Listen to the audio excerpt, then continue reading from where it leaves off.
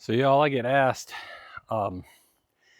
with me being blind and my blindness having progressed as much as it is, how do I still mess around on the farm? How do I feed the chickens and things without getting hurt? And the honest answer is I don't. The reality is I do get hurt a lot. My arms are all cut up. My legs are cut up. That's why I wear socks that look goofy and come up to the knees if you can see them. If it tells you anything from this distance, I can't even make out the camera at all. Nothing. I mean, it's just kind of a blur, some contrast in the background. You know, for me to make out anything, I've got to get, I'm literally, yeah, I'm that far away from the screen to make out anything. And I'm not saying it's clear. But the reality is it's worth it to me.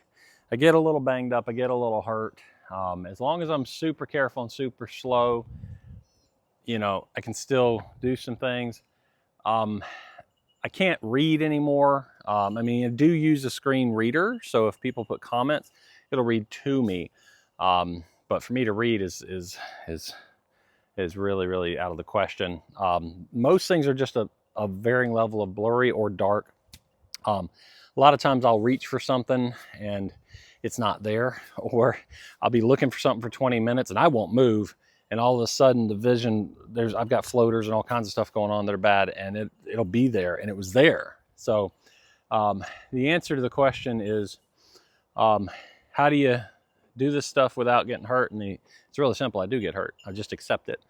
I'm very careful, you know, so that the injuries aren't, you know, like bad, you know, smack your thumb with a hammer, you know, because you literally I have to put my hand on whatever I'm going to hit, and I have to actually use my thumb as a guide when I'm hitting it. It's got to be close. So try and use tools that don't require that, you know, like the air nailer. And I just make sure that I think that my eyes are going to lie to me. So I just approach everything as if my eyes are going to lie to me, and nothing's where it's supposed to be. So I reach and I feel it tactily.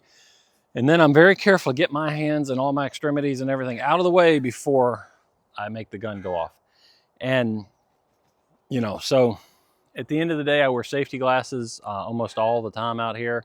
Because, you know, if I think a chicken, for instance, is a few feet away, you can hear them in the background. They want treats.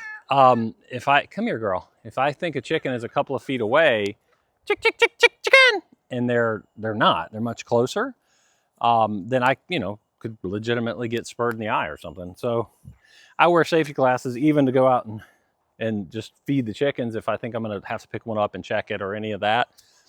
And I use magnifying features on the phone to physically get to anything. Or a lot of times I'll take a video to where I might not get the right angle all the time, but I'll do a long video and then I'll find what I'm looking for with big magnification when I'm checking the animals. So there's ways to do is where I'm kind of going things. I'm going to admit wholeheartedly that, you know, it's all varying degrees of hard now, but it's not impossible. So, you know, it can be infuriating at times when something like what used to be greasing the tractor took literally 10 minutes and a tube of grease at most. And I mean, that was if I was being heavy on it. Well, I just did that for the first time in a long time, too long. But it took me over 2 hours and 3 tubes of grease. And if you go, well, how could it have taken more tubes of grease? Because I thought I was on the Zerks, the ports you push it into, several times. And I'd even felt it, but I had to move my hands to stick the nozzle on. And I wasn't. And I was just spitting grease onto the ground. And I didn't know, and I couldn't see the end of the tube, so I had no idea I was spitting the grease on the ground, and I wasn't hearing it either because I had the music blaring, and I should have had the music off so I could hear the grease going, and I just didn't. Good learning, you know, expensive but good. So that's kind of where that is.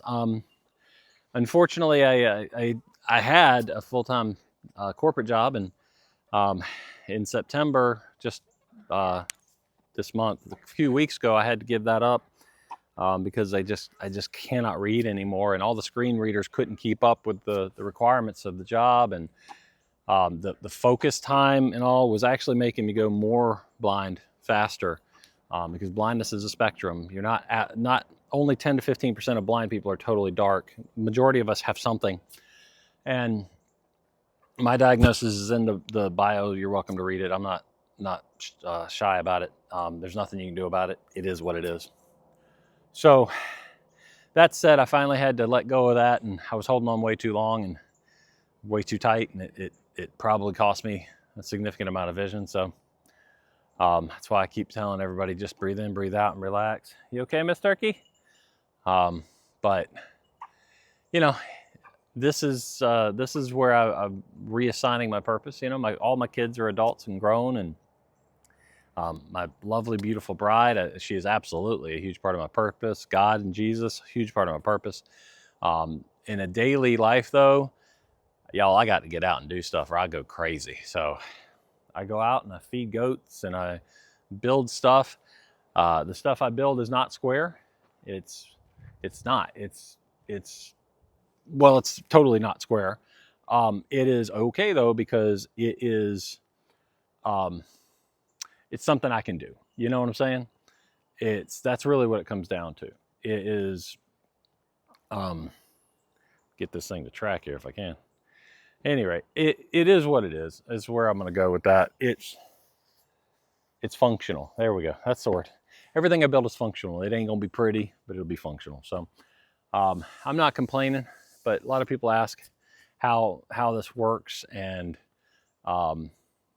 well, I mean, the way it works is that I just am okay with it not being perfect. And I have always been type A, super type A, tear it down, redo it, you know, rewrite the entire program if it's off a little.